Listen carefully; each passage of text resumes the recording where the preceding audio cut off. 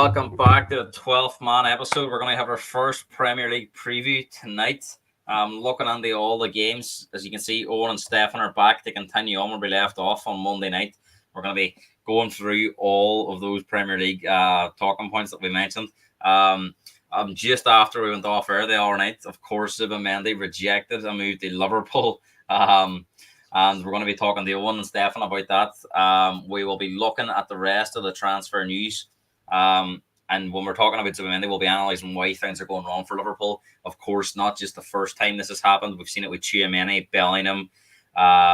We've seen it with Caicedo, and now we've seen it with Zubimendi. So Liverpool to get their top targets. And we'll be looking at the transfer roundup, including Man United making a double signing from Bayern Munich, West Ham signing a Man United right back, Arsenal driving a hard bargain for a Spanish midfielder, Bournemouth interested in a striker from Arsenal, Liverpool in talks for a new goalkeeper, and Conor Gallagher, where does his future lie? Now he's left in limbo. And of course, we'll be looking at the Premier League.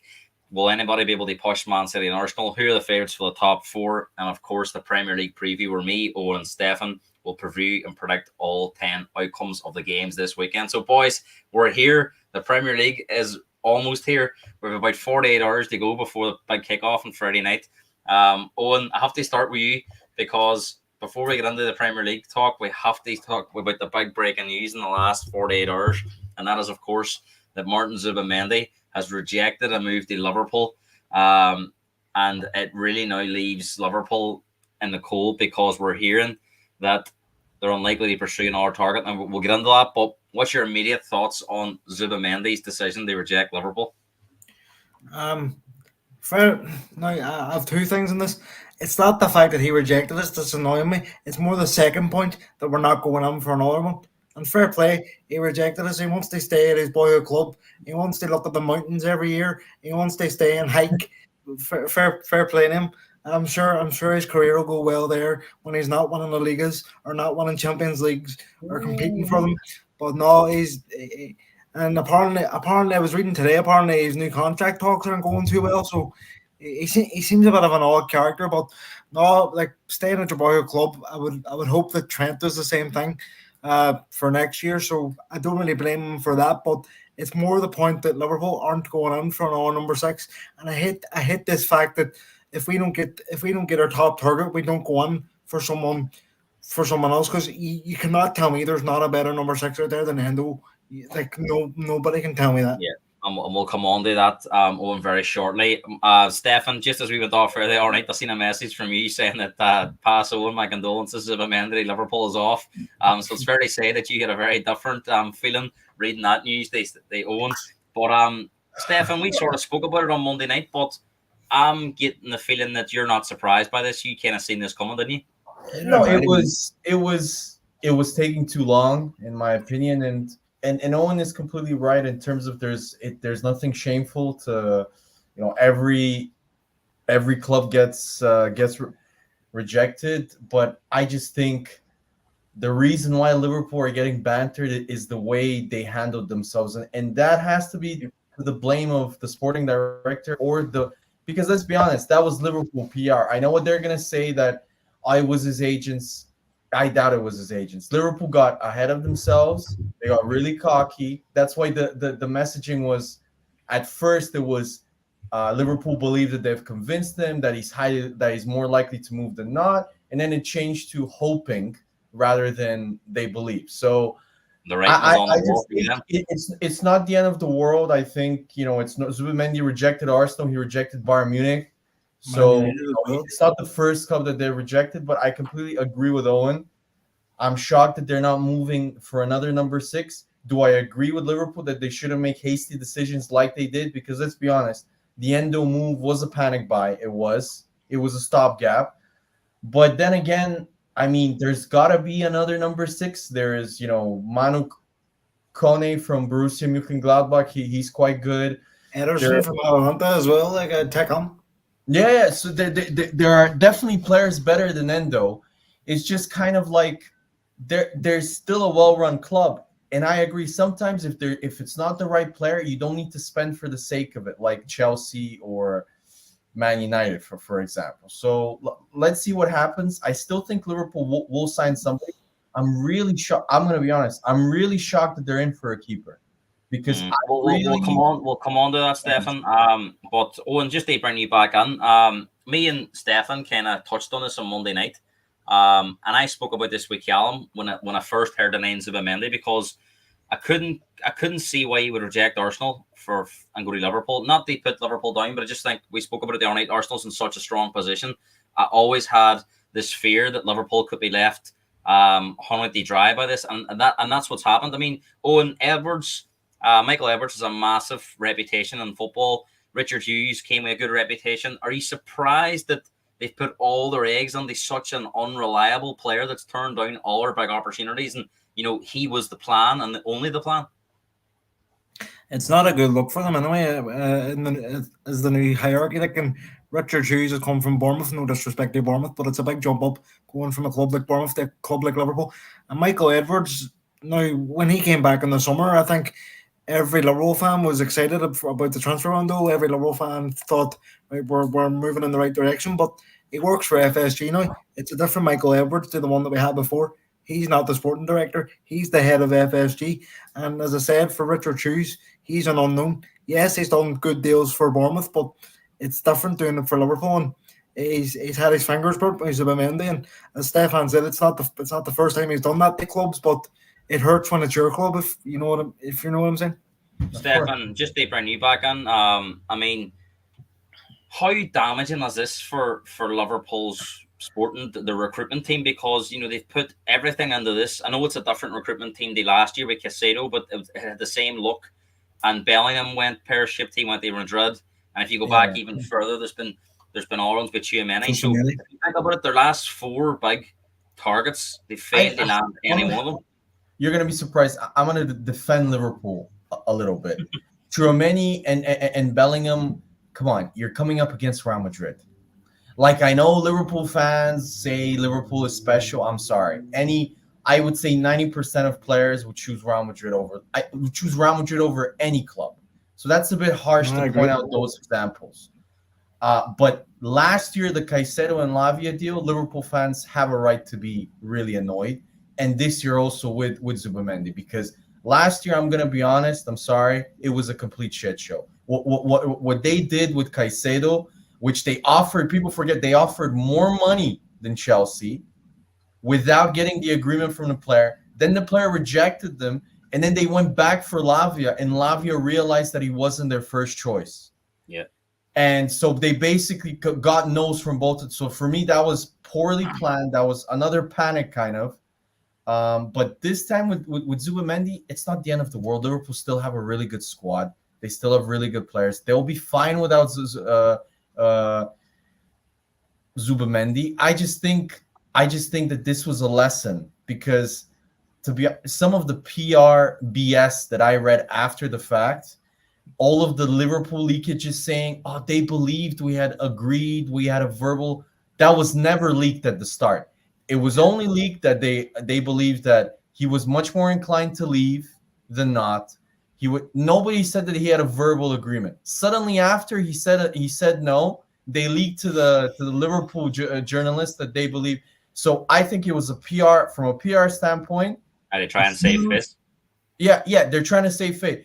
But it's obvious what they always do. They always do when we miss out on a target. Yeah. So okay, you're trying to save face. At least just why did you have to save face?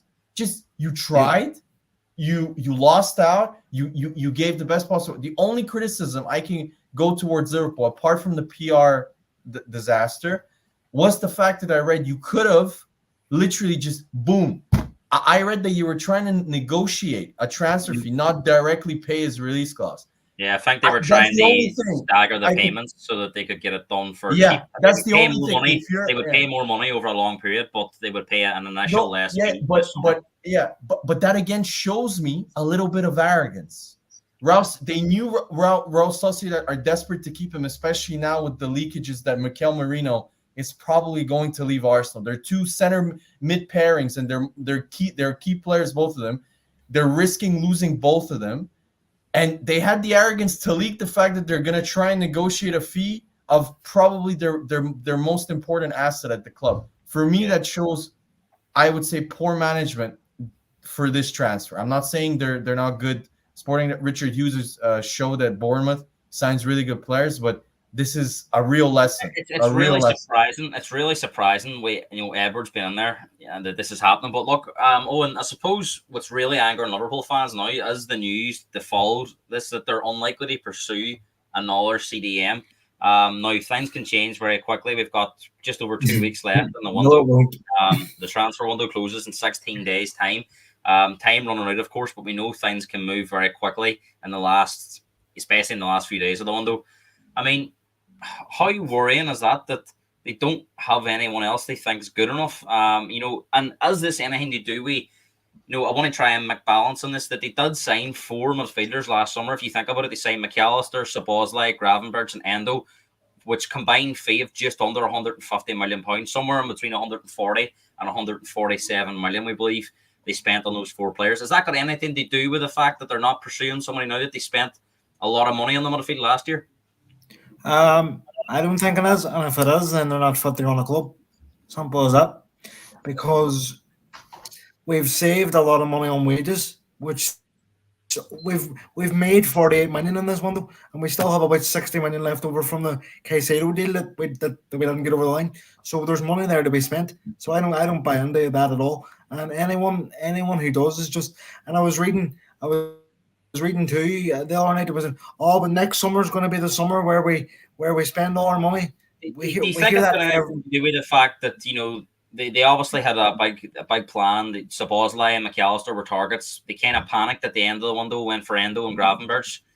50 million went, and let's just say Gravenberch hasn't set the world on fire so far. Endo was a stopgap. They kind of wasted 50 million on those 2, and you don't really see any of those 2 being part of this new regime at Liverpool. So is there anything to take on that maybe they believe that instead of maybe going and signing another player now for 50 or 60 million that we're not convinced is going to be the future, they're maybe just saying let's scale it back another year. I know that's not acceptable to Liverpool fans, but is there a point to be made that maybe not spending 50 or 60 million now because they don't believe there's an alternative to Zubimendi as good as him out there that they want? But then if we don't spend it now and we fall off this season, then who are we going to get next year? Say we're not in the Champions League this time next year, who's going to want to come and join us? And you're saying Gravenberch. I actually think Gravenberch is going to be our starting number 6, which is that's worrying, but isn't it? Yeah. Stefan, they bring you back on. Sorry, I won't finish off here. I was going to say I don't think Slot wants a number 6 as a traditional number 6. I think he wants one that can play in the ball and be progressive. So maybe that's what he sees with Gravenberch. But I'm worried that he's our starting number 6. Stefan, I mean, you've been an Arsenal fan through the back end of the Wenger days, and you reference this a lot on the podcast. You see a lot of the same things, and is that the worry for Liverpool fans that yes, there's a bit of sense in not panic buying, but Arsenal left the centre midfield area so short for so long that eventually they fell off, and is that the risk for Liverpool fans next year? If they say we're waiting next summer, is there a danger that if they have a poor season, they're not in the Champions League, it becomes much more difficult to get that midfielder they're looking for? No, I agree, but people are also forgetting the other elephant in the room. 3 of Liverpool's key players have contracts expiring in next year. 2 of them, in my opinion, are pretty much impossible to replace based on the available players. How are you going to replace Van Dijk or Salah? And Stefan, that would be a huge summer if they had to replace Salah, Van Dijk, and sign a number 6, wouldn't it? That would be a huge. Big area to be addressing. In my opinion, to replace the quality of Salah and Van Dijk, that's minimum 200 million that you're going to need to spend, and you're going to need to get those players right because. If you look at the transfers that they have made, I'm sorry, they have not. I know Mane, Salah, and Firmino is probably one of the greatest front 3s in Premier League history, but Luis Diaz, I'm sorry, no. Cody Gakpo hasn't come close to Mane. Only Jota, you could argue, is of a quality that maybe can replace Mane, but he's just too injured. So, but going back to the CDM role, I have said this numerous times. People in the chat here, Darren has called me a hater and stuff. It reminds me a lot of what happened to Arsenal, because what happened to Arsenal is the same thing that happened at Liverpool, which was Klopp got too much power and he started completely undermining the team by focusing on what he likes instead of what the team needs, which is Wenger would sign attacking player after creative midfielder instead of addressing. Literally, we didn't sign a DM until from the moment Gilberto left, we never signed a replacement for him. The whole time Wenger was there. And Liverpool seems to me is very similar, which is they continue to refuse to pay. Yeah. Fabinho left 3 years ago, and we still haven't replaced him. Yeah, so and the thing is, I'm reading you're really interested in Anthony Gordon. Why? Yeah. Like, don't get me. He's a quality player, but why are you going to pay 70 million for when you have more than enough attacking prowess? I think Diaz will leave if that happens.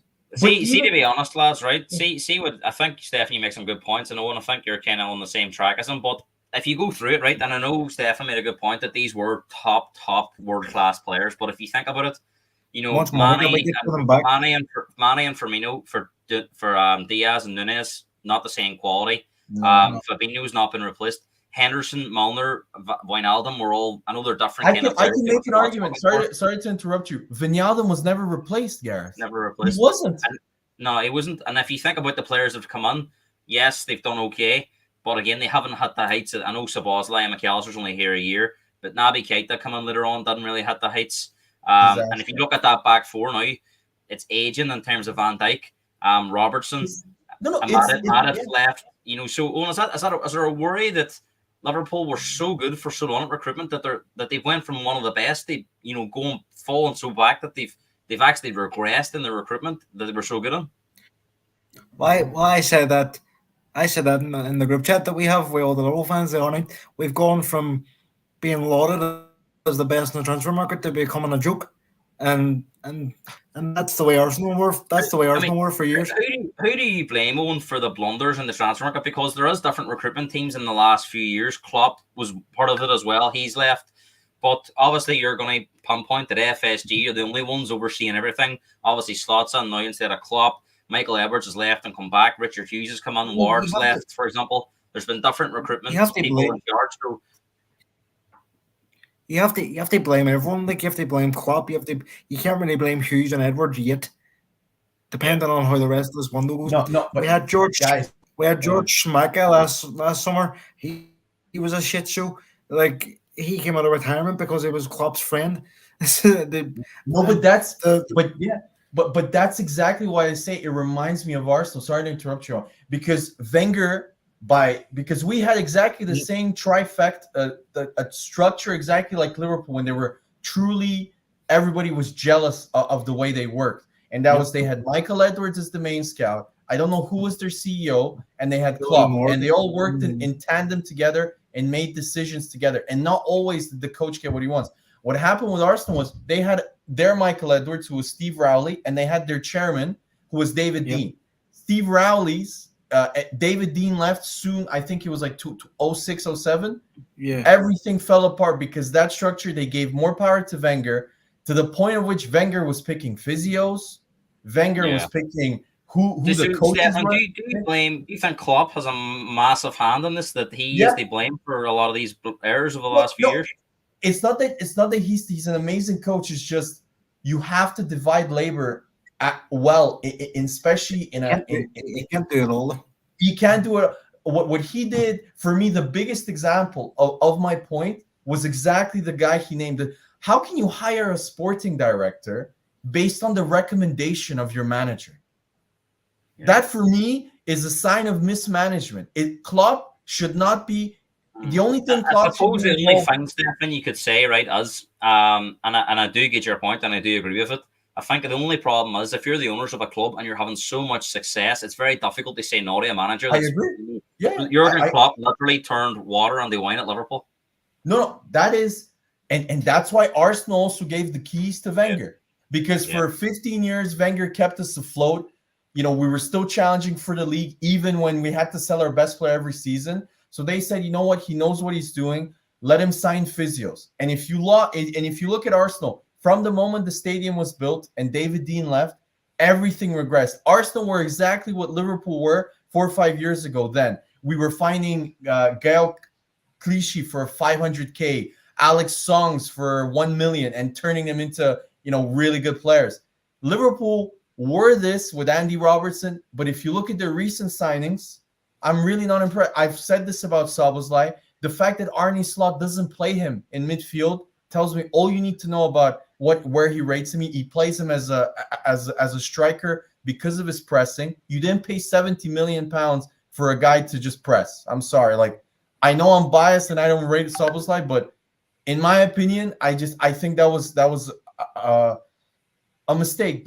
And if you look at just the overall, what are they doing now with the goal? Why are they paying 30 million euros? That's because we'll come on to the goalkeeper. Oh, and just to finish off on Liverpool, we will touch on the goalkeeper in the transfer roundup, obviously, because it's just come out today. But Owen, I suppose you're a big critic of FSG, and it does divide the fan base. But as their biggest offence here at Liverpool is maybe sitting back and letting everybody else do everything instead of maybe taking responsibility and sorting things out, because like Stefan says, Klopp was given far too much power. Yes, he was producing results on the pitch, but if you look at it, it was probably down to his coaching more than his recruitment, because if you go back further, the Julian Brandt, Mo Salah thing, Mario Götze for Mane, he was looking to bring in Götze and Brandt, and instead he was recommended for Mane and for Salah. So, if you look at it, his skills are probably... Also, it was Klopp that recommended Nunez, and the sporting director wanted Nketiah. Well, there you go. So, it's fair to say that Klopp's skills rely on his coaching, but obviously, wait. No, let's not give too much heat towards Klopp. Don't forget that Michael Edwards, Klopp really wanted Mane. Michael Edwards wanted somebody else then. So we can do this like, yeah, Michael Edwards recommended Salah. But also Liverpool fans, I think Michael Edwards is extremely overrated because of Klopp. Because before Michael Edwards made his name under Klopp, guess who he hired before Klopp? He was Brendan Rodgers, where he was signing players like Benteke, where he was signing players Yeah. So before that, nobody talked about Michael Edwards as this great scout. Getting back to the main point, I think you're right. Is that FSG's biggest crime? I think your own is probably sitting back and letting everybody else take responsibility, and they really are sitting in the background, and they've not really got a wrestle on this. And now it's really unraveling because you as a Liverpool fan, have final thoughts. Have you lost faith in Liverpool as a football club, no matter who's in charge at the minute, to get a big deal over the line? Yep, it's been proven. What was the last big deal Liverpool got over the line? Probably, like, I'm talking big transfer. Probably last year we Szoboszlai, and that hasn't worked out. Your people were saying, but McAllister came in. McAllister was done in February last year. McAllister was done midway through the season. So I just what do you expect in the final 2 weeks of this window for Liverpool? Now we're going to come on to about the keeper, but are you expecting anyone else to follow the goalkeeper? Nope. You think really, Owen? Not even a defender? It'll be interesting to see, Stefan. I hope I'm wrong. I hope I'm wrong, but we're going to move on, boys, because we are about 30 minutes away from kickoff in the Super Cup, and of course, everyone's interested to see the Mbappe, the Vinicius, Bellingham, and Rodrigo link up. All four start tonight against Atlanta. That'll be an interesting game. I wonder if Atlanta can pull off another shock, but we'll see. Stefan, let's come to you with a transfer roundup. First of all, big news in the last sort of 24 hours. Man United do get Ligt and Mazraoui over the line. We did speak about this about on Monday, but I mean, are you expecting these players to, turn their careers around? Because United are going down that path again where they're signing players unwanted by other big clubs. Varane, Casemiro, Ligt, Mazraoui. There's 4 players from 2 of the biggest clubs in Europe, Real Madrid and Bayern Munich, who are both happy to let them go. And if you realistically look at it, Mazraoui's left for 20 million euros, which isn't a lot of money, and Ligt's left for 50 million euros. So, I mean, they get 70 million euros for 2 players isn't a lot these days. So, I mean, that's a bad sign already for Man United fans that Bayern Munich are willing to let these players go for so cheap.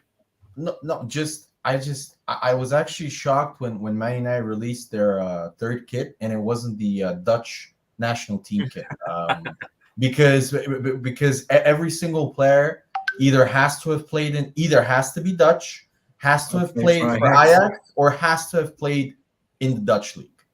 So Yeah. on the transfers themselves, they have managed to find a fullback that is more injury prone than Luke Shaw in Mazraoui. Go have a look at his injury record. It is No, it's it not is great. horrendous. Like Yeah. transfer the site that does the injury records, I think Transfer Market it's called. They have 2 full pages of his injury record in the last like 4 or 5 years. So And Luke okay. Shaw's already out there mid December. So So he's injured again, but they've Sorry, they've Stefan. literally found the guy. Sorry, Stefan. Just to move it along. Just your thoughts on these 2 players coming on. Okay, Mazraoui, super injury prone. He flattered to deceive at Bayern. He was like their 3rd choice. Bayern wanted to get rid of him. Thank you. That's what if I'm Bayern, I'm laughing. Tom Sherwood says that Maguire's a better player than Delit. I wouldn't go that To far. be honest, I would say they're both very similar in which De Ligt, they both have personality. I do like Maguire and De Ligt. I have noticed that in the big games he plays well. But with De Ligt, you look at the clubs that have wanted to get rid of him. He went to Juventus. They got rid of him. He wasn't good enough to beat out the defenders there. Bayern Munich, guys, he got displaced by Eric Dyer.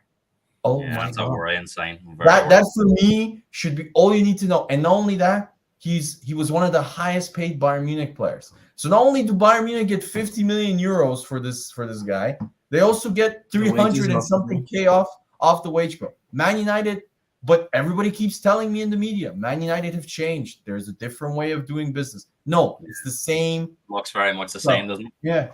And Owen, just for United, they bring Mazraoui in. They've let Bissaka go. Obviously, we know about balancing books these days. He goes for a minor £15 million. Do you think it's a good signing for West Ham? That's a very good signing for him as well. I think he'll do well at West Ham. West Ham quietly putting together a decent team. Aye, they've had a very good transfer window. I would say if he stays fit, that's the big thing because he's another one that has had injury concerns. But if he can stay fit, it's a very good signing for West Ham. And of course, Stefan, Arsenal, the news, Merino has come back to life again. No surprise with that. Zubimendi had fallen free. But Arsenal really driving a hard bargain for Merino. They're trying to get the price down, of course. Real Sociedad in a vulnerable position. He's only 1 year left on his deal. So Arsenal not too concerned. As you says, Merino's it's not as if they need him on for the first game. They can drag this out to the end of the window. And we're hearing that possibly to make this happen, Arsenal may have to shift a player just to balance the books, of course. What I'm hearing is it's not a necessity, but they would like to do it just to make sure they're not running into any trouble in the future. So Hint, Eddie. Well, we're going to speak about Eddie straight after this, but Merino, you think it'll happen? Oh yeah, for sure. If you read the reports, he only wants Arsenal. He doesn't want to renew, even though Real Sociedad offered him a pretty bumper new deal. I mean, Real Sociedad just massively increased Zubimendi's deal. They've had no money come in, and they're not going to risk 30 million euros to go for free next season. I'm hearing they're looking for 30 million euros. Arsenal looking to pay about 20 million euros. So probably somewhere in the middle, maybe 25 million euros. No, they're gonna look. Real Sociedad are also they're leaking in the Spanish press that some are saying they want 40. They're playing hardball just like with Bologna and Calafiori. The issue is that Arsenal have all the leverage because Real Sociedad know he doesn't want to sign a new deal. Real Sociedad knows he's rejected Atletico and Barcelona because he only wants Arsenal. So Real Sociedad know they're gonna have to make this deal, whatever it takes. And the worst part of it is Real Sociedad know that Arsenal don't need to hurry because their midfield is okay for the first until the end of the transfer. I think Real Sociedad. I think this deal will speed up now, right? I think he'll be done by the Wolves game because I think Real Sociedad will not want to start La Liga with all the press around Merino. That's just my opinion. And just to stay with you, Stefan, we'll come to you on very shortly. Bournemouth interested in Eddie Nketiah, of course. We were talking about Eddie the other night. Will he get a move somewhere? Now, at the moment, this is just interest only. No talks of a fee at the moment. But, of course, Bournemouth have money to spend, and Arsenal will know that as well. Obviously, got 65 million for Solanke, and that's probably going to be Bournemouth's problem at the moment. Everybody knows they need a striker. They've got money to spend. It's what striker they go for. I suppose that's music to your ears, Stefan. That it will be so good, Garrett, to hear that it was because of Spurs that we're gonna get 30 to 35 million. Was it one hour here? Madrid had a shipped Ozil to get Bale, and Ozil went to Arsenal. So yeah, let's see. I mean, I don't know. Like, I honestly, I've said this before. I think Eddie's not good enough to play for Arsenal, but I really do believe that Eddie, if he plays regularly at like a mid-table to lower table club, I do think he'll easily score. What do you think Arsenal would settle for Nketiah money-wise now? 30 million, roughly. If you ask me, I would, because I know the Solanke fee, I would ask for 35 from Bournemouth. But I would sell. But I would. What are you guys like huffing? Newcastle, what was it? Newcastle sold Elliot Anderson for 35 million. Are you kidding me, guys? Like, Liverpool were quoting Joe Gomez 45 million. Come on. Like, I know Joe Gomez has more experience, but like Eddie's the record. Look at Eddie's CV. He has an England cap, so that should be a minimum 5 million tax on that. Joe Gomez is about the problem for Nketiah with Bournemouth is Bournemouth are never going to pay him 100,000 a week. So Arsenal will probably have to pay him off. I disagree, guys. I disagree. Bournemouth aren't going to put him on 100,000 a week. Guys, Bournemouth have 65 million. Yeah, but wages are slightly different. I can't see them breaking their wage structure for the great. I'd say. What are you guys saying? He's a world beater. He's gonna transform Bournemouth. Stop talking. Okay, we're gonna sell him. If we get 30 million, guys, I'll be dancing. That's right. Right, let's move on. Liverpool, you did mention earlier in talks for a new goalkeeper. Stefan scratching his head, but Owen, you seem to believe that this is a long-term plan and that he may be loaned out and he's a long-term replacement for Alisson. So we did see a bit of him at the Euros. I didn't see any of him for Valencia. He was very good for the Euros, Georgia. But the difference is with Georgia, they're facing that many shots in a game. It's hard not to be look good in the nets. Is that the worry we have that? Liverpool aren't going to be, backs against the wall every game like Georgia were. No, but you could have said the same way Alisson at Roma too. Like, he was most games. I think this is actually a smart move. As you say, I haven't seen much of him myself. Funnily enough, when we sign him, he's going to go on loan to Bournemouth. So Richard Hughes is doing double duty there, it seems. And I just seen there about a transfer news involving Liverpool. Bobby Clark has joined RB Salzburg. It seems like, so that's an young story. 10 million, about an hour, 10 million they spent. Stefan, your thoughts on this goalkeeper? Because I haven't seen much of him just at the Euros for Georgia. Have you seen any of this goalkeeper? No, I was, for me, he was by far the best keeper at the Euros. If you also read his stats and his metrics, they're amazing. Super talented keeper, don't get me wrong. It's a great move, in my opinion. The thing is, Arne Slot wants a more ball-playing goalkeeper. He's not that. He's an old-school, amazing shot stopper, kind of like Oblak. I would say he has the potential to be similar based on watching him. He's got a massive frame. He's 2 meters. So yeah, he's really. I think he's got a. It's a great, but I just don't understand. Does that mean Alisson is leaving soon? He'll leave next summer, I think. So Liverpool are risking literally their four the bedrock of what their great team was. I think Stefan Alisson's only got 2 years left in his contract, so this time next year he'd only have 1 left. No, but and the other thing is I feel bad for who was the second keeper. He really impressed me. Gallagher won them games last year. He won them the League Cup final, in my opinion. Made some key saves, I think. But from what I hear from Liverpool fans, they're not fully convinced from him. Even though every time I watched him play for Liverpool, I think again, and just he's obviously Irish goalkeeper as well. I think Stefan, again, very good shot stopper, not as good with his feet, and he does have the all. But that's Mamarashvili. If you read, his biggest weakness is his feet. He's not a ball playing keeper. He's a pure amazing shot stopper. But then again, Arne Slot couldn't be here next year, depending on how things go.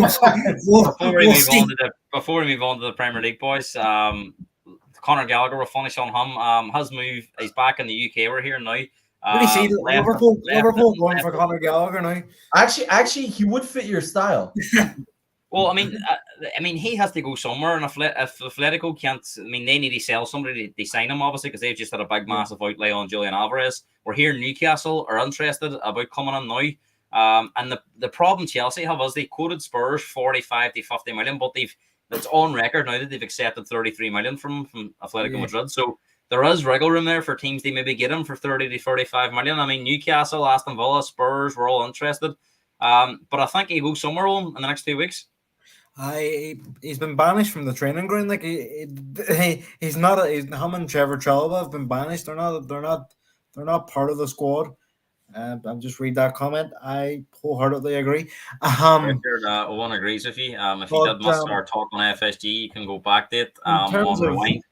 In terms of Gallagher, like if Spurs came back on for him, would you take that as a signing? I think it's gone now. I think Newcastle or Villa possibly could come on from. But we'll see. Boys, let's move on and talk about the Premier League because it is back on Friday night. Of course, Man United take on Fulham in the opening game. We've got about 20 minutes left here, so before the Super Cup starts. I forgot my predictions from the all night, so they'll probably change. Boys, quickly. Owen, can anybody push Man City and Arsenal? No, I can't see it. No. Stefan, is it one of two? Yeah, I think so too. And quickly, who are your favourites for the top 4 one? And I mean third and fourth here as well. Same as the all night, Liverpool and Spurs. Stefan, who do you see as the favourites? Please explain to me why Spurs. Do you know what we'll do? We'll be talking about Spurs when we come to the game. Yeah. Okay. Stefan, quickly, just who would be your favourites for third and fourth? For me, it's going to be Liverpool and Newcastle. Liverpool and Newcastle. Richard Trees, a fake director of football, fake season. Right, boys. The Premier League preview is back. So this is the time of the year or the time of the week where we get to try and predict the outcome of all the games.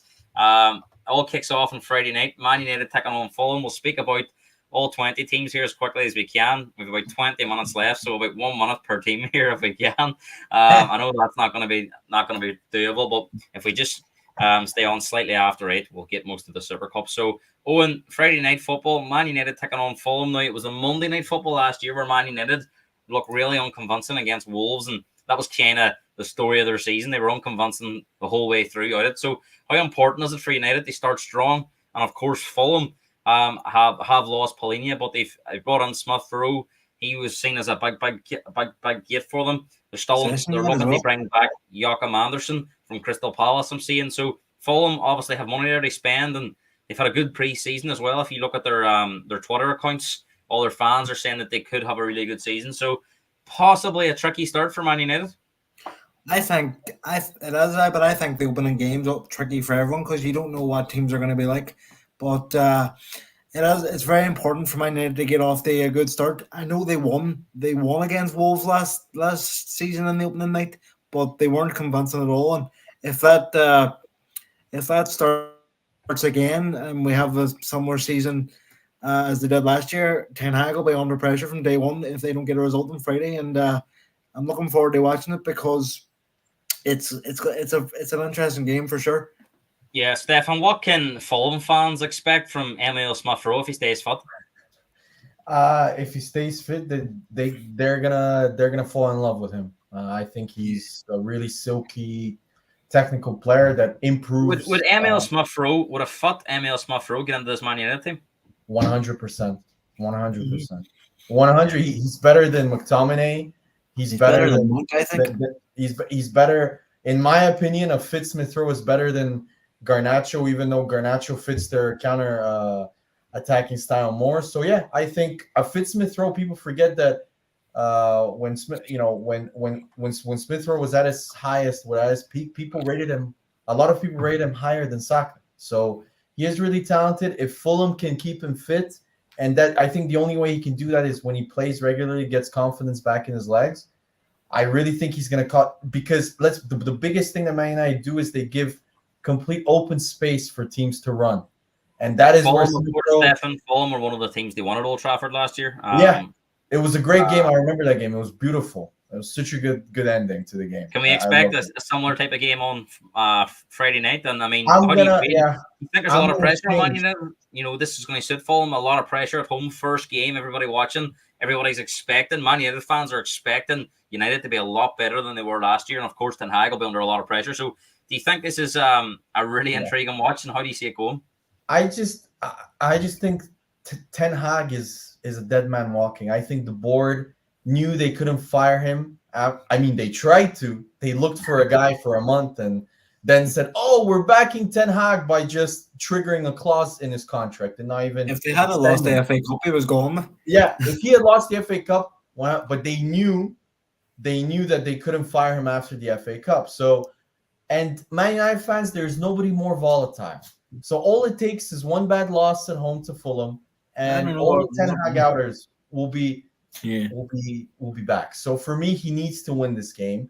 Actually, sorry, he cannot lose this game. More so than he needs to win this game. I think as well, Owen, that the performance of United's going to be under. If they struggle and they won 1-0 and Fulham have 20 shots on goal, the result is important, of course, but the performance first game of the season, I think, needs to be better than it was last year. How do you see this game going? We'll start with you for the predictions. I'm gonna just before I just seen there on my phone.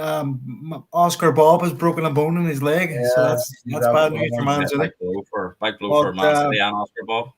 This game, I'm gonna stick with what I said the other night. I'm gonna say 1-1. 1-1. Stefan, what about you? I'm gonna change. I said 1-1, guys. I'm gonna go 2-1 Fulham. I can feel it. I'm gonna go for a 1-1 draw as well. No, because Fulham have made some really good. And I'm reading they're trying to sign Joachim Anderson now.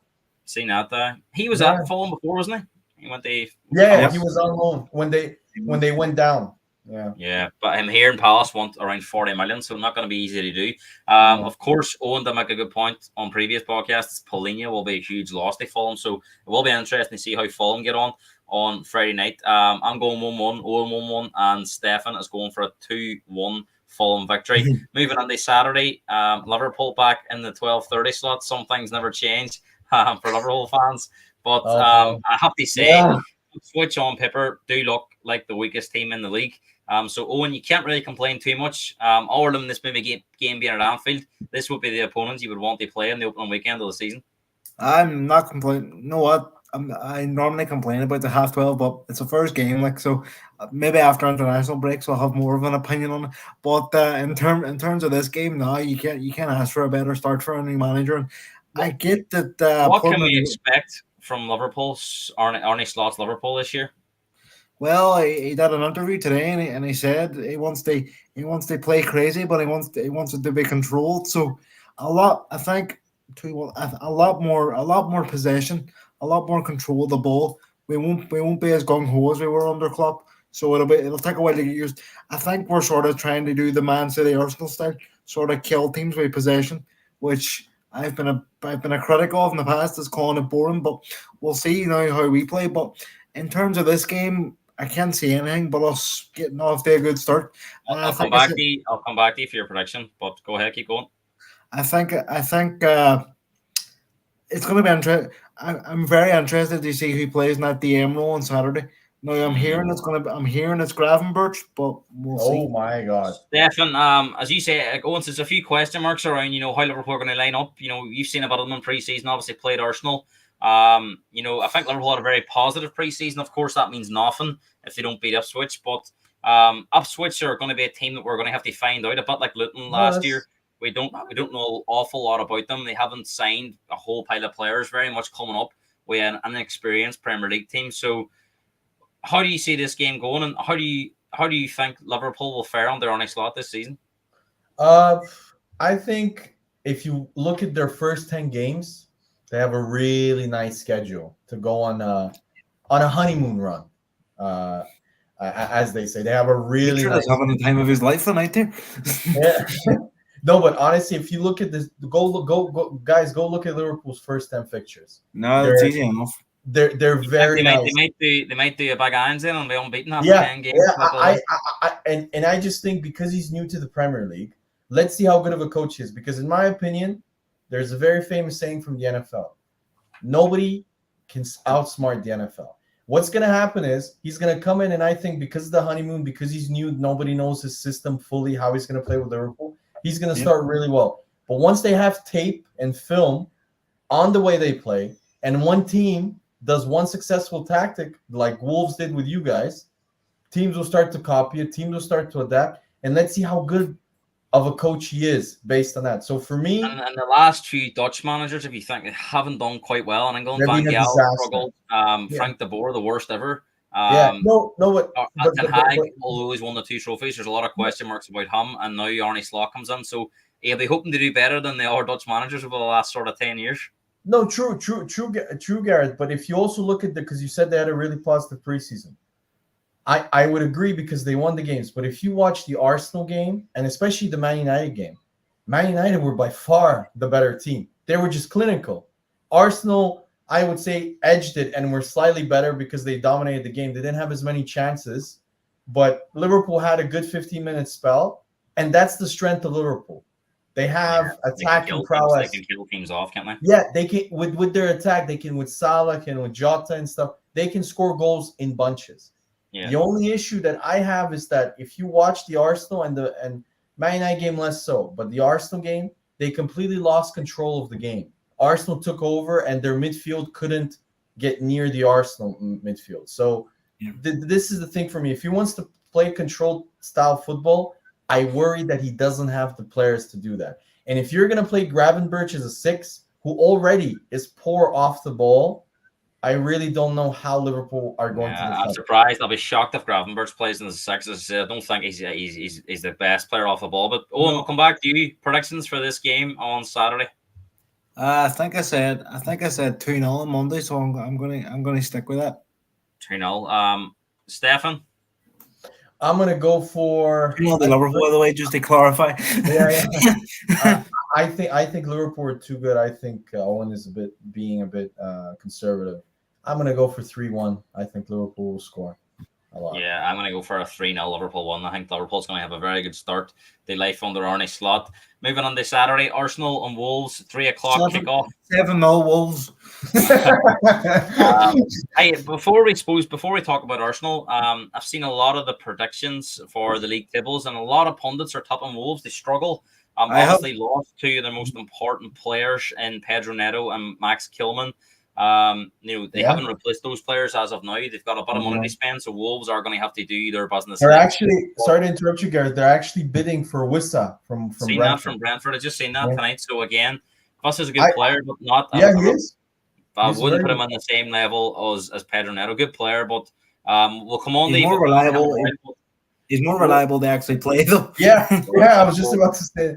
Well, that's it. But Wolves, Gary O'Neill worked wonders last year. Owen, could Wolves be victims of like a second season syndrome and losing top players in Neto and Kilman? I've already predicted them to go down. Like they're in my bottom. They're in my bottom 3. So I agree with whatever pundits have. Well, I've seen a lot of pundits tipping them around 15th, 16th. Stephanie, surprised that so many people are tipping Wolves. They struggle after. I mean, they were very good last year, and especially in the big games.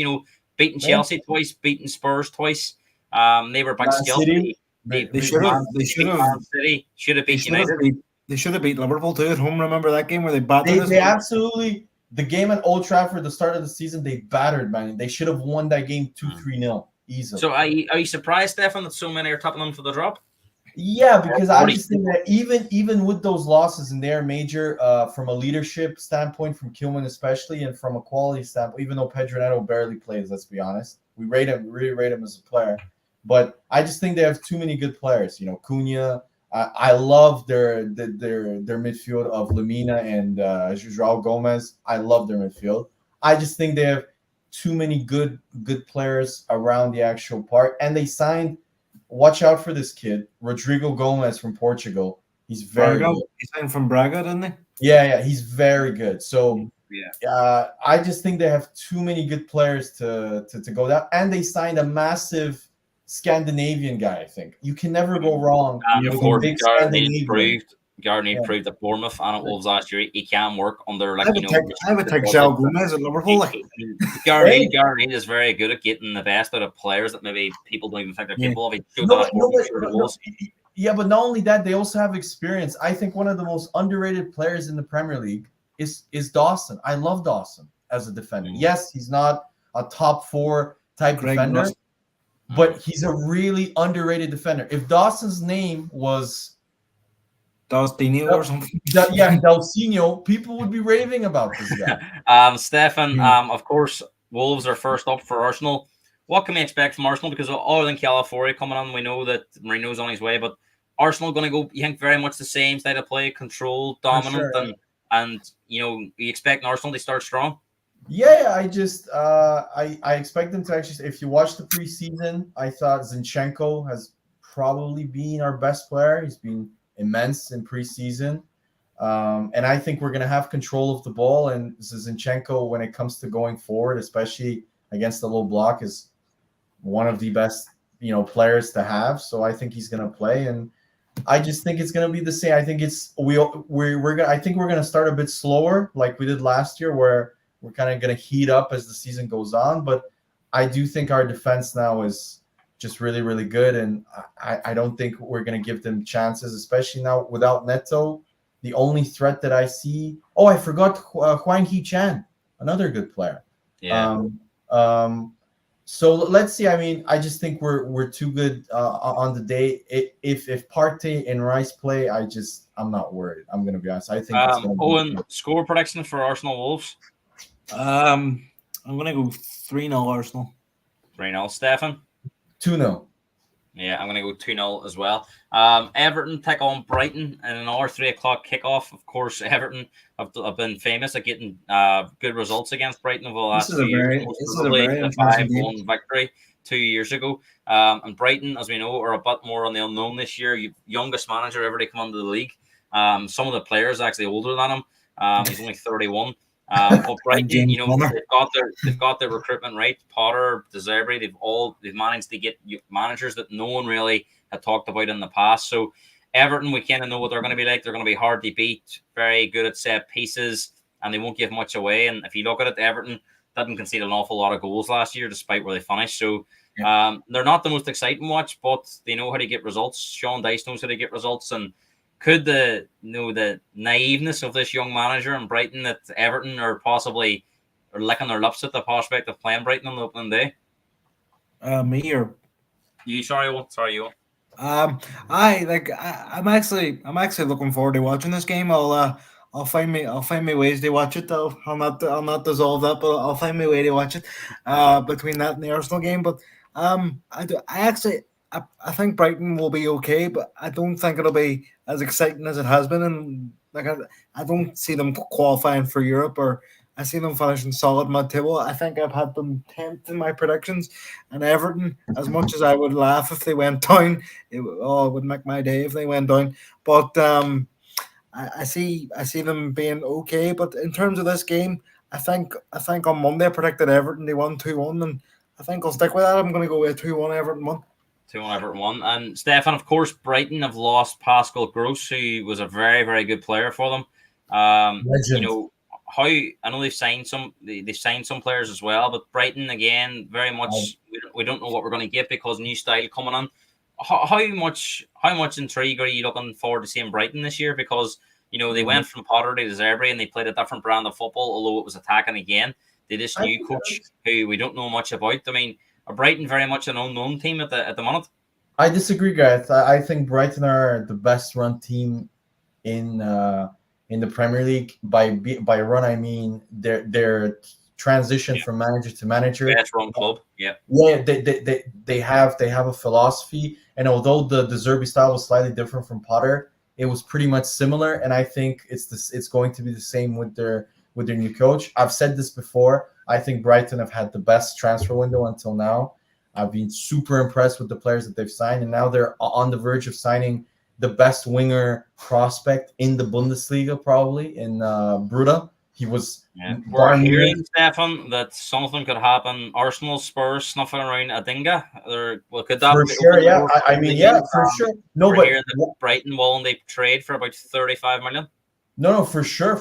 But watch out for the two players that they signed. I'm super impressed with Minta, the winger that they signed. I think he's gonna have a big move in 1 or 2 years for sure.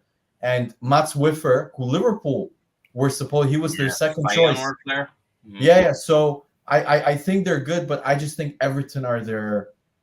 Yeah, Everton about 3 streetways for them. Yeah. How do you see this going in score prediction?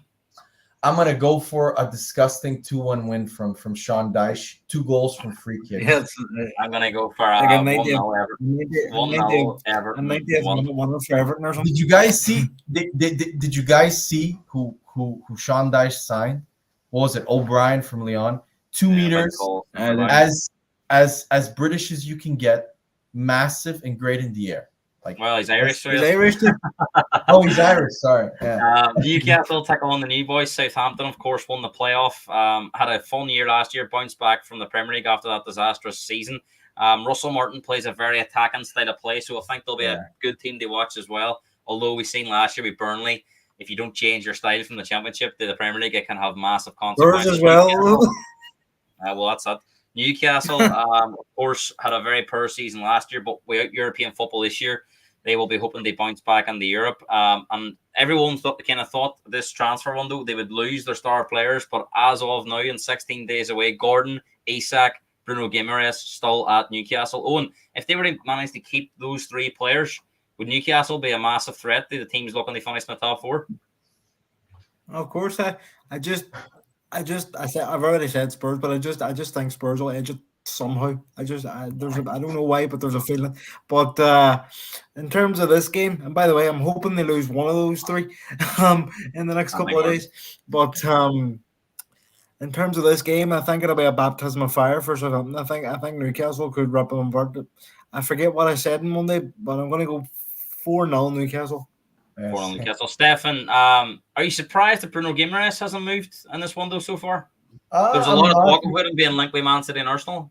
I'm not, because they want a lot of money for him. Suppose they want around 100 million, and he's on a long-term deal. They have really rich owners that are ambitious, so I'm not surprised. But there's a lot of smoke, Gareth. I actually thought it was BS. There's a lot of smoke. There's a lot of smoke. There's too much smoke, in my opinion. It's the same with Gordon. If Liverpool could agree a deal with Gordon, he'd be away tomorrow. Yeah. No, but in terms of, I think, in my opinion, the reason why there is smoke is because I think they have financial issues which they're trying to keep on the down low, and I think they will sell. I really do. I think they're gonna make one more big sale, because if they want to sign Guehi, I'm reading the transfer fee. I mean, for a generational player, for a generational player like him, 65 million. Can they play as a number 6? No, but honestly, I really rate Guehi, but 65 million is a bit salty for me. But I honestly think they're gonna make. Where do you think Bruno could end up if he goes, or do you see Gordon?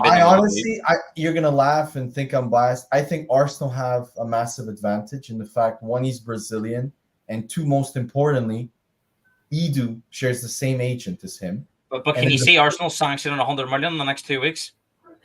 I can see it if we sell Eddie, because if we sell Eddie, Gareth, we pretty much have broken even with Merino coming on as well. Would you need another midfielder on top of that? That's my point. If we sign Merino, I don't see us signing a 6. But then again, Partey is going to leave next year. I think you would have to sell Ramsdale, Eddie, and Nelson before getting Bruno. I agree.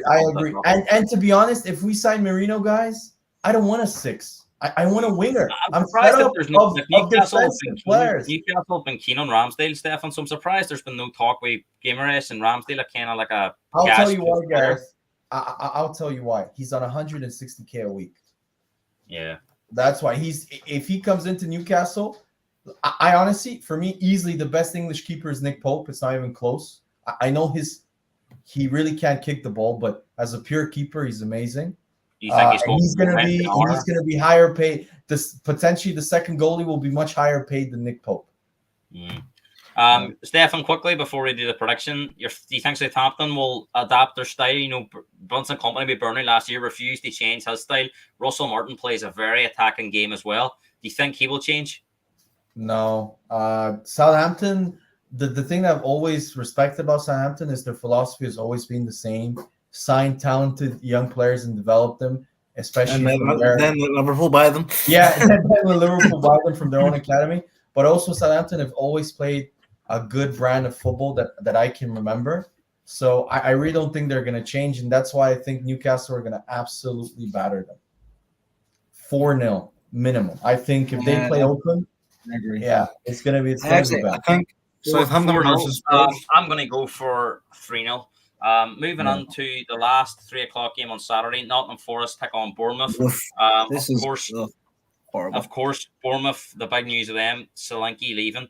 And Nottingham Forest, of course, a lot of people are tapping for the drop. Owen, do you think this is a big game for both teams? You know, opening game, a lot of sort of unknown factors about them. Forest have had a lot of players changing hands over the last few years, and they narrowly avoided the drop last year. You would imagine that they would need to try and get off to a good start at home. You would. I think I said 0-0 about this, but I'm gonna change my prediction now because of Forest being at home and the crowd being behind them. It's important for Forest and Bournemouth to get off to a good start, but I'm gonna change my prediction. I'm gonna go 2-1 Nottingham Forest, just about 2-1 Nottingham Forest. Stefan, how do you see those two teams this season? How do you see them faring it? I think they're very, in terms of Bournemouth. You know me, Gareth. They were my kind of my favorite. You know, if you can call it small team last year. I told you were always down on them, Gareth, and I said Bournemouth are really good. But I really like their coach. I really like their recruitment that they do. Some of the players that they've signed are really good. So I really like Bournemouth. The issue is that both teams are similar when it comes to form. Both teams have really strong home form and really poor away from last season. And I think Nottingham are going to beat Bournemouth because of that. I think Nottingham are going to win 2-1. I agree with 2-1. I'm going to go for the same. I'm going to go for a 2-1 Forest 1. Apologies, I was just away switching on the TV there. Of course, Real Madrid taking on Atlanta in the Super Cup. 4.5 minutes played, 0-0. Should have been Liverpool. A lot of intrigue because Mbappe, Vinicius, Rodrigo, Bellingham all in the starting lineup. We will see we'll definitely see the second half of that game. We might catch the end of the first half after we come off. Moving on the 5:30 game on Saturday, West Ham take on Aston Villa. I think this is a very interesting game because West Ham have had a very busy summer. A lot of people saying they've had. Well, that's it. I know Stefan says that Brighton were the most impressive so far in the market, but a lot of people saying West Ham also brought in a lot of star-studded names. And to be fair, haven't spent huge amounts of money on those players individually. But it'll be interesting to see because Paqueta, a lot of stuff hanging over his head. But West Ham, Owen, very quietly assembling a good squad there. And of course, Aston Villa had a strong season last year and qualifying for the Champions League. But a lot of people think they could suffer the same fate as Newcastle. So very interesting game. And if you remember last year, Villa had an awful start. Went away Newcastle, beat 5-1. I think if I was to pick a game of the weekend, I think this could be it. Like in terms of two teams who are going to be similar in quality, but I agree with you. I don't think Villa's going to have as good of a season as they did because of the Champions League, and I actually fancy West Ham to win this. I said 2-1 on Monday. I'm going to slightly change. I'm going to go 3-2 to West Ham. 3-2 West Ham. Stefan, West Ham, Villa. How do you see their seasons going? I would have said I think Brighton have done the best business, but West Ham are a very close second. Being super impressed with the way they've, the fact that they managed to sign Leeds' best player at a much lower fee than Gray, for example. That was really good, and I really like their coach. I've always liked Lopetegui. So for me, I think West Ham are gonna do really well this season because they have only one game a season, so he can and they have really good players. Their front line, in my opinion, is a top 4 front line.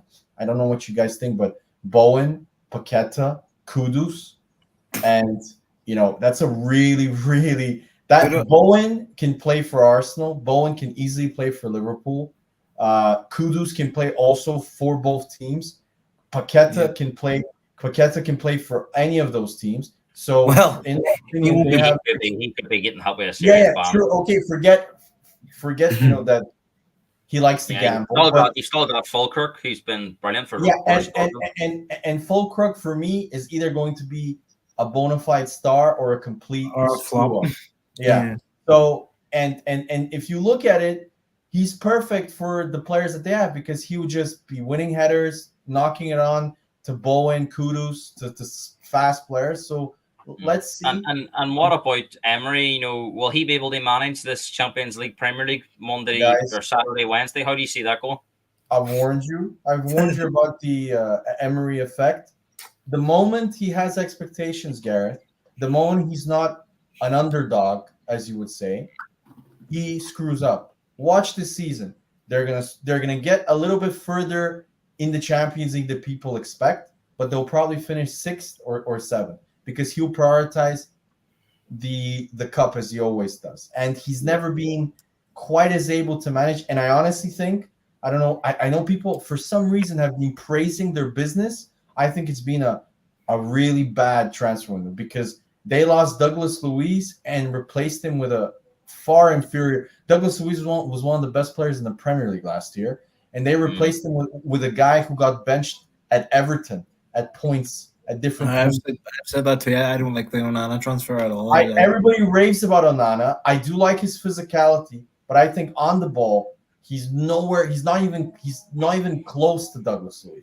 So let's see. How do you see this game going on Saturday? I've told you, Villa are my second team. I rarely miss Villa games unless Arsenal are playing at the same time. West Ham are their bogey team, Gareth. They always lose to West Ham. So away to West Ham, that's a loss for me. I'm going to go for 2-1 West Ham. I'm going to go for the same 2-1 West Ham. And they score yet in the Super Cup? No. 10 minutes played. Not much has happened yet. Very, very passive so far. Brentford, Crystal Palace. It's a 2:00 game on the Sunday. I mean, I suppose a lot of talk around Brentford, and even Tony, of course, never goes away. But they have signed Fabio Carvalho. Be interesting to see if they can keep hold of Wissa as Wolves. 27 million. How does Edwards do this, man? And Crystal Palace, of course. If only he would spend some of it for players coming on. And of course, Crystal Palace lost Michael Olise to Bayern Munich. A lot of talk still about Eze. Will he move in the final 2 weeks of the window? He's subject of a transfer move to Newcastle, possibly. So you could potentially lose 3 of your 3 best players. He's going to Saudi Arabia. And we're they're offering him 18 million euros a year. So it'll be interesting to see. I mean, Owen, if Palace were to lose Guehi, Olise, and Eze, and they lost Zaha last year, I mean, that is a huge. I know Adam Wharton's been very good since he come on, but Palace are going to struggle to replace the quality of those players. Especially in one window, because you can't spend that much in one window with the way the rules are now. And Brentford again. Well, you tipped them to go down, didn't you? I think they're. Yeah, I think Ivan Toney will go. I'm not surprised. I don't think he'll go somewhere. It might even be in England, but I think he'll go somewhere. And I think that's a huge loss. And then I think the striker that they signed to replace him is out with an ACL injury, isn't he? So it's not. I do predict trouble for Brentford. Thiago. I do predict trouble for Brentford. How do you see this going on Sunday, Owen? I don't think it'll be very entertaining. I'm going to say 1-1. Stefan, be interesting to see if Guehi plays. Obviously, it will be a huge risk that this Newcastle deal seems to be edging closer. I can see Eze playing because obviously it's just talk, no fee, no talks being close. So I'd imagine Eze will play, but Guehi will be an interesting one if he's in the lineup on Sunday. I don't think he will be. Let's see. I mean, they're supposedly, Newcastle are not close to signing him, and usually when that happens, they usually play. But it'll be definitely an indicator of what's happening. If Guehi doesn't play, that tells you that he's most probably leaving.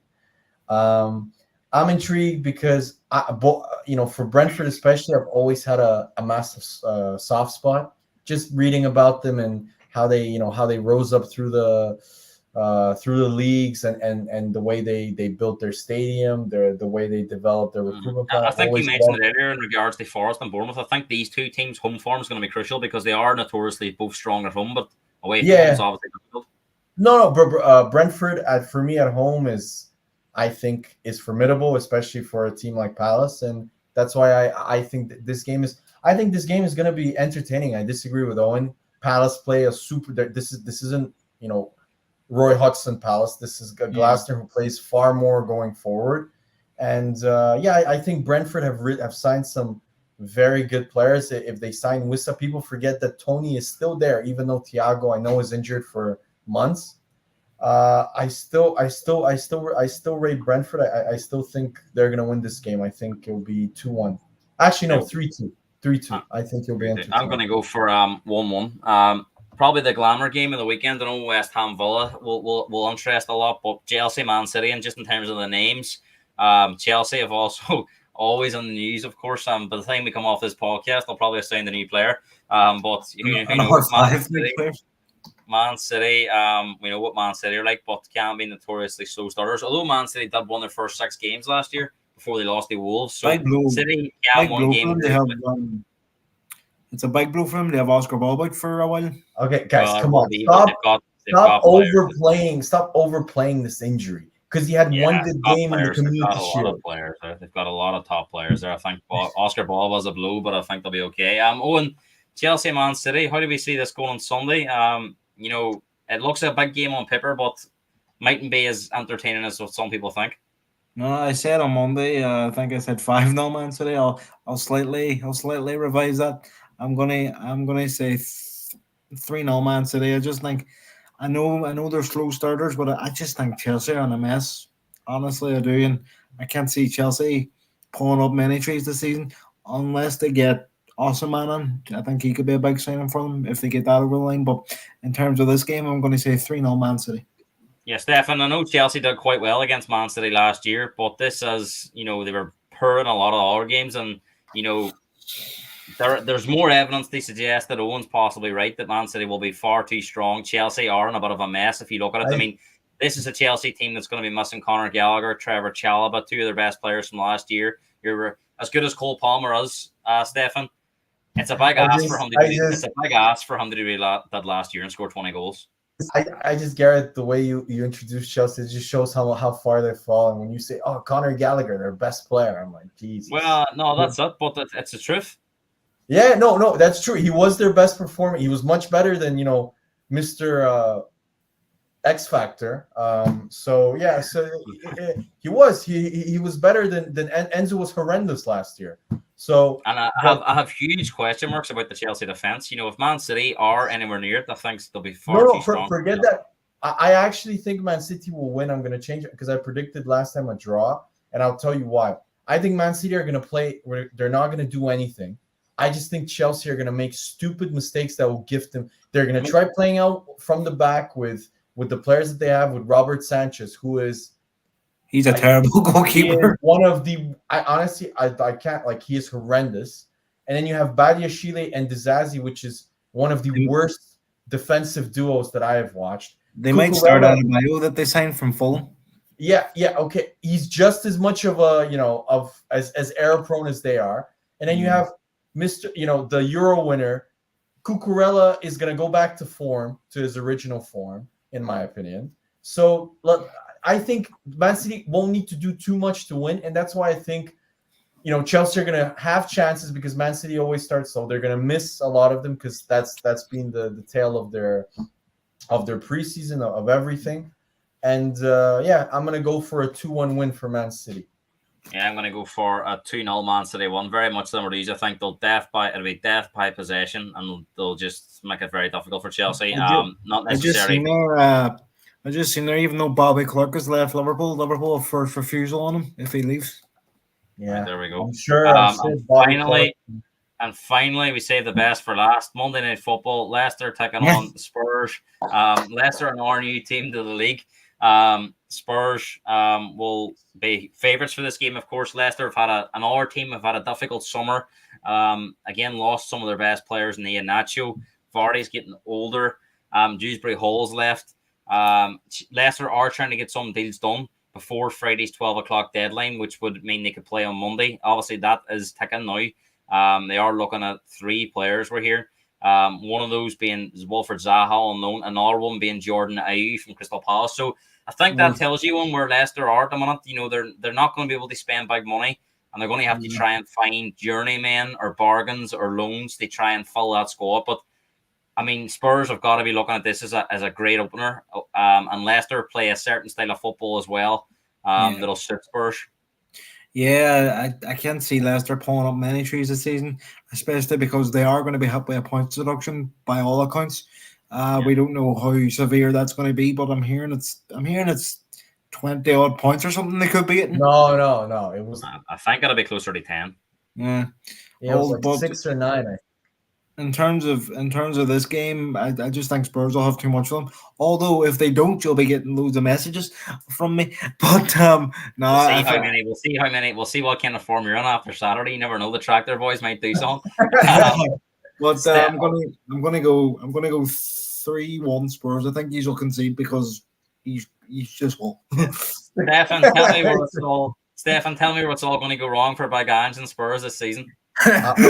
Gareth, you make fun of me, but Did you predict the top? He says eighth for Spurs. yes, yes, and I'll tell you why. Teams figured you out last year.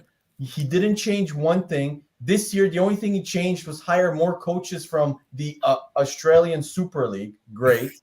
Okay, that's gonna really help you. And then in the preseason, Gareth, in the home game against Bayern Munich, did you watch the defending on the free kicks? Yeah, per. Yeah, it's the same poor defending from set pieces that you showed last year. You haven't changed anything. You're still just as open as you were last year. And I think teams now have enough film on you to figure you out. Do I think Leicester have enough about them to beat you? I don't think. No, I don't think so. But will you give them chances and will you concede? For sure. 100%. For sure. You're gonna, because what Leicester, the only thing I'm gonna tell you is your weakness, your main weakness in the system, Leicester is their main strength. Their best players are their wingers, easily. Yeah, Fatu and They're both super.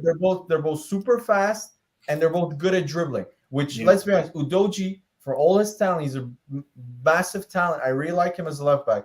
His defensive qualities are not the best yet. He can develop. Interesting to see how many of these Spurs players up to speed because Porro, Romero, apart from Porro, the other three have only just come back. So it'll be interesting to see. I didn't know this. Ian Nacho signed for Sevilla. So Leicester have lost a lot. Dewsbury Hall.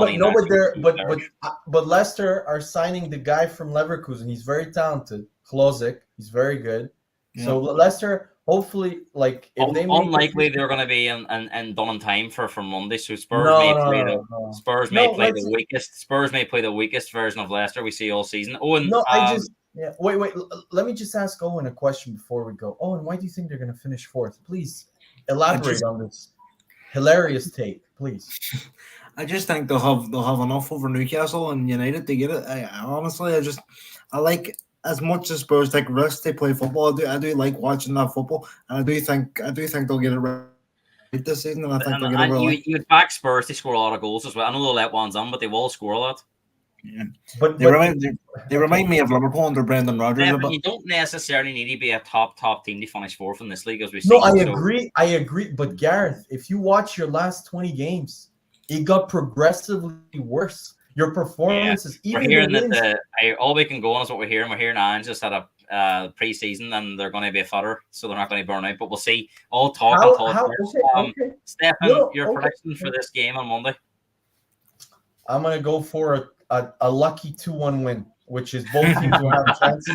No, I said it. It's going to be the same as you're going to have chances. They'll have chances. You just have more quality. I'm before Spurs 5-0. I'm going to go for a 3-1-1 Solanke hat-trick. Boys, it's been brilliant having you on the show again. As always, get yourselves off now and watch the rest of the Super Cup. It's currently 0-0 after 21 minutes. As of yet, we're yet to see this exciting Madrid team click in the gear, but of course, very early days. Boys, brilliant having you on as usual. Enjoy the Premier League returning this weekend. I'm sure we'll have a lot of banter as the season goes on. It's brilliant to have it back. If you're new around here, make sure to like and subscribe for more content, and we'll see you next week. Thanks very much. See you guys. Thank you. See you.